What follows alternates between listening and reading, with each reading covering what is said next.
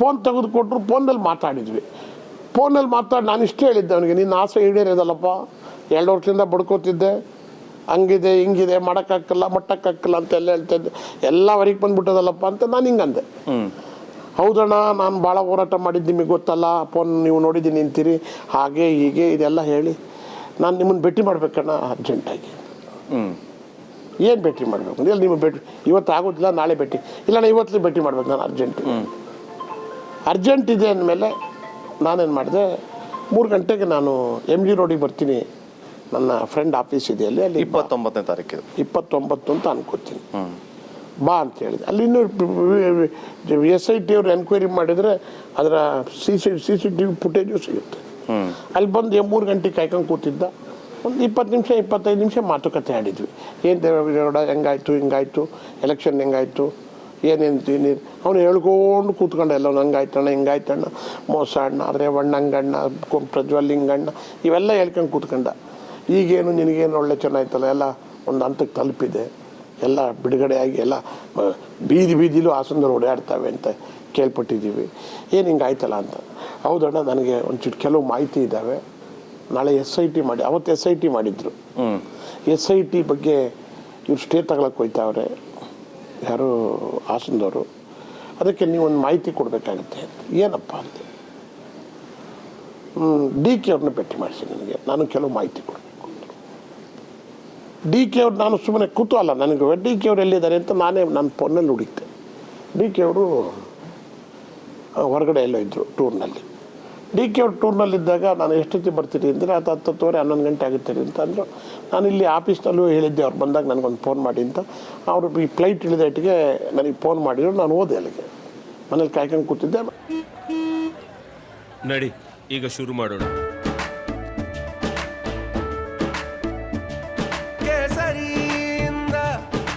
ಮನೋಲ್ಲಾಸ ಮನಸ್ಸು ಮತ್ತೇರಿ ಕುಣಿದಾಡಿದೆ ನೋಡು, ಮನಸ್ಸು ಮತ್ತೇರಿ ಕುಣಿದಾಡಿದೆ ನೋಡು.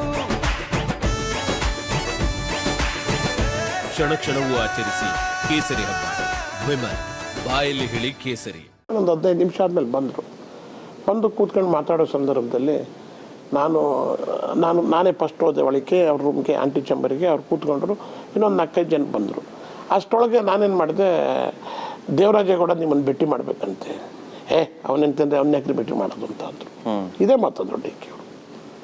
ಅಷ್ಟು ಅಂದವರು ನಾನು ಇದೇನು ಹಿಂಗೆ ಅಂದ್ಬಿಟ್ರಲ್ಲ, ಇವನು ಪರಿಚಯ ಇರಬೇಕು ಅಥವಾ ಇವನ್ನೆಲ್ಲೋ ಭೇಟಿ ಮಾಡಿರ್ಬೇಕಿಂದೇನು ಅಂತ ಅಂದ್ಕೊಂಡೆ ನಾನು.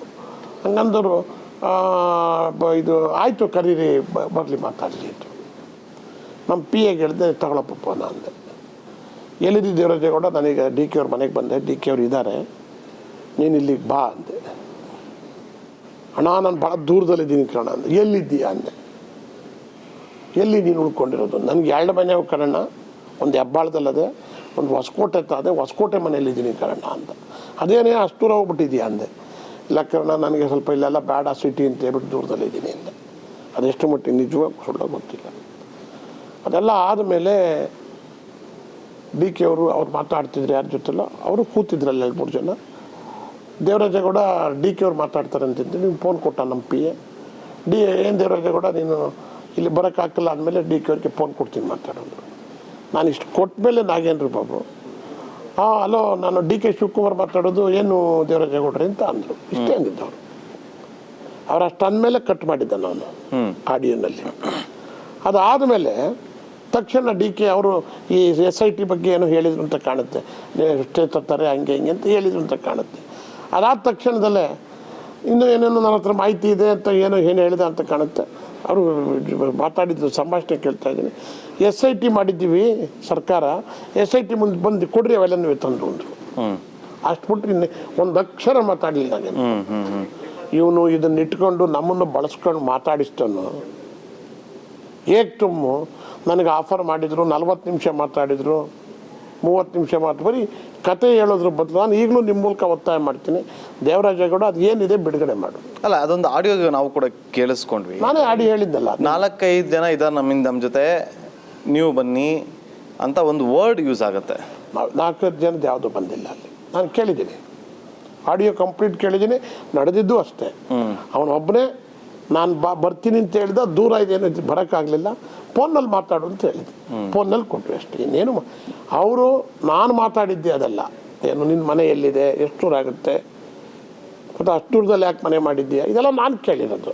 ತಕ್ಷಣ ಡಿ ಕೆ ಅವರು ಲೇಟ್ ಆಗಿದೆ, ಮನೆ ಕೆಳಕ್ಕೆ ಹೋಗ್ಬೇಕು, ನಾನು ಹೋಗಬೇಕು, ನೀನು ಮಾತಾಡು ಫೋನಲ್ಲಿ ಅಂತ ಕೊಟ್ಟೆ. ಫೋನಲ್ಲಿ ಏನು ದೇವರಾಜೇಗೌಡನು ಅವರು ನನಗೆ ಮಧ್ಯಾಹ್ನ ಆತಂಕ ವ್ಯಕ್ತ ಮಾಡಿದ್ದ, SIT ಮಾಡಿದಾರಣ್ಣ, ಸ್ಟೇ ಮಾಡಿಸ್ಬಿಡ್ತಾರಣ್ಣ ಅಂತ ಹಿಂಗೆ ಹೇಳ್ತಿದ್ದ. ಅದು ಕಾನೂನಾತ್ಮಕವಾದಂಥ ಹೋರಾಟಗಳು ಅದು ಅವ್ರಿಗೆ ಎಲ್ಲ ಕಡೆಯಿಂದ ನಡೆಯುತ್ತೆ. ಅಲ್ಲ, ಅದು ಅವನು ನನಗೆ ಅದನ್ನು ಡಿ ಕೆ ಅವರಿಗೆ ತಿಳಿಸ್ಬೇಕು ಅನ್ನೋ ಇದು ಹೇಳ್ತಿದ್ದ ಅವನು. ಅಲ್ಲಿ ಹೇಳಿದ್ದು ಡಿ ಕೆ ಅವ್ರಿಗೆ ಅವ್ನು ಫಸ್ಟ್ ಅದು ಸ್ಟೇ ಮಾಡ್ದಂಗೆ ನೋಡ್ಕೊಳ್ಳೋಣ.